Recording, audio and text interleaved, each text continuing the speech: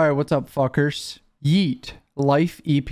We all know Yeat, artist from the West Coast. He's popping. The big artist of 2021, pretty much. At least in like the underground rap scene, he blew up, and now he put out an EP for his fans to enjoy. And I figured, why not make a little review? Especially some of the comments on today's video were telling me to do it, so I'm gonna go track by track here and just give my initial opinion. If you're new to the channel, subscribe from my Twitter and Instagram. Starting with Flawless featuring Lil Uzi Vert. This song feels intense and I like the build up. Sounds like a song that Yeat would come out to at a show. Obviously an extremely catchy and fun chorus where he's just repeating the word flawless over and over. The lyrical content isn't really the thing with Yeat. We all know it's about the melody and flow and just overall sound of it. Extremely fun chorus, and actually with Uzi's verses, you can tell he put effort in them. He like actually wanted to try and make these sound good. So his verses absolutely slap.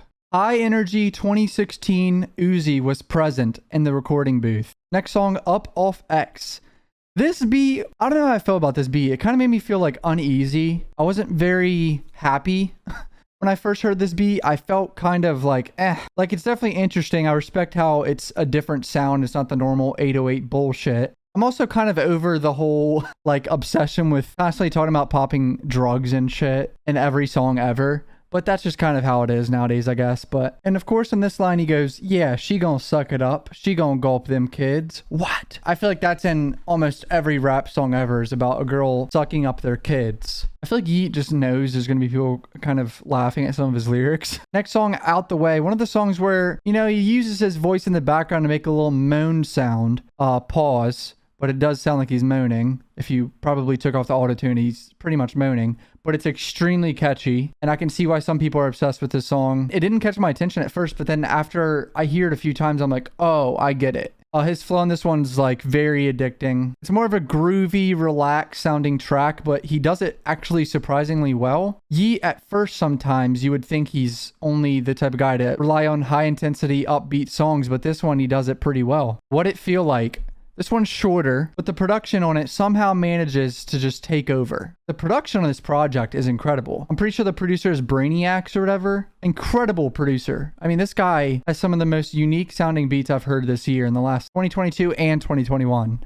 Incredible beats on this project. This is one of the better beats for sure. And once again, Yeat's just doing his like high-pitched singing in the background that just somehow turns out to be really catchy. You would think it would sound like dog shit, but he does it so well. The lyrics aren't anything to write home about, but it just sounds so like crisp and good. Now the next track, Got It All.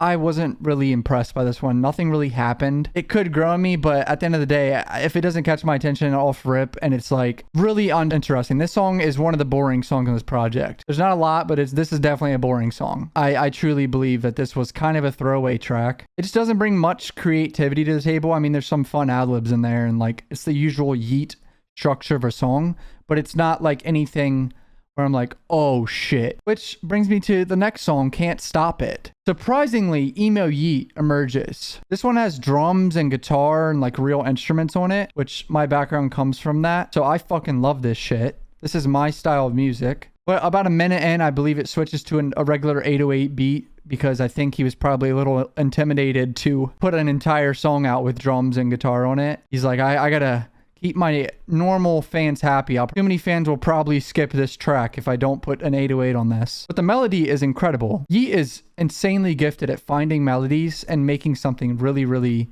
interesting. Probably like top 2, top 3 song on this project. I saw a few comments saying I like Crank. I think Crank is kind of boring. I know. Don't hate me, but I think Crank is a little boring. The beat obviously slaps. Like, it's a good beat, but the vocals are just uninteresting in this one. The whistle ad-lib, though. There's a little whistle ad-lib. I'll put it in. Fuck it. That little whistle ad-lib kind of goes crazy. I'm going to be honest. He needs to use that more often. I've heard it in other songs, but that's what Yeat does very well in this project, are ad-libs. He's done it on other projects as well, but on this project with the better production, his ad-libs also got better. I feel like he probably made Crank in 10 minutes and he was like, fuck it, throw it on the EP. Like, that's what I think happened with Crank. I know some people are going to disagree with me. Whatever. Talk is the best song on this project. And I know it's a single, so there's like single bias because it's the first song you hear and it's the song that they were like trying to push to the fans as the single. So it's single bias. But I truly believe after listening to this whole album that this is the best song on the project. It's incredible. It's clearly made for live shows. He knows it's going to get the crowd jumping and people are going to get hype over it. The beat is mesmerizing. Incredible beat. I can't even put into words how good this beat is. And of course, there's no Yeat song without saying he's riding around in a Tonka of some kind. Like, I feel like every song he talked about his Tonka. That's gonna slowly turn into a meme or something, dude. Like, this man is just actually obsessed with Tonkas. He created a whole new vocabulary. Like, literally. There's a bunch of new words that you discover from this guy. Come on. Very ad-lib focused, not too interesting. The little synthesizer in the background's kind of fun, but it didn't surprise me. Like, it didn't catch my attention. The swerve in the wheel line is pretty good, though. Other than that, nothing really happens. Towards the end, it starts to get a little bit better, but I wasn't too impressed by Come On. System is kind of fun. I mean, the chorus says, and the big body sitting outside, we gonna catch y'all lacking. Gonna lurk in the night. I don't know what it is about Yeat, but it's kind of hard to see him, like, physically hunting someone in any way, shape, or form. Like, he doesn't seem like he's in the best shape of his life. You know what I mean?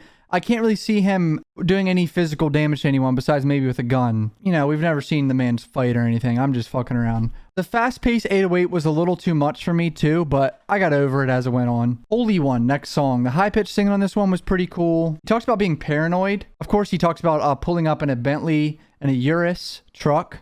His obsession with big, luxurious vehicles continues. I mean, holy fuck, boys. Half of his songs on each project talk about big vehicles that he just loves to swerve in or something. Like, that's pretty much like 20% of his lyrics in each song. It's cool, but it's not like one of the better songs in the project, in my opinion. Being paranoid line, I mean, as a rapper, let's be honest, boys, you kind of have to be paranoid nowadays. If you wear jewelry, you're a target. If you're in a nice car, you're a target. So, yeah. You should probably be a little paranoid. Just this world we live in. And Yeat is in LA, so he's not in a safe city, to say the least. Killing 'Em, next song. A little bit of an anticlimactic ending, but I think that's because the song is a little bit dark, sad sounding. That's the overall tone of it, at least. Once again, Yeat kind of does it well, surprisingly. He speaks about drugs and guns in this one, talking about it's killing people and shit. It's just kind of dark. Weird ending. I feel like it's kind of weird for him to make this the last song on the EP, but it's pretty cool. It's nothing too crazy. The chorus does get catchy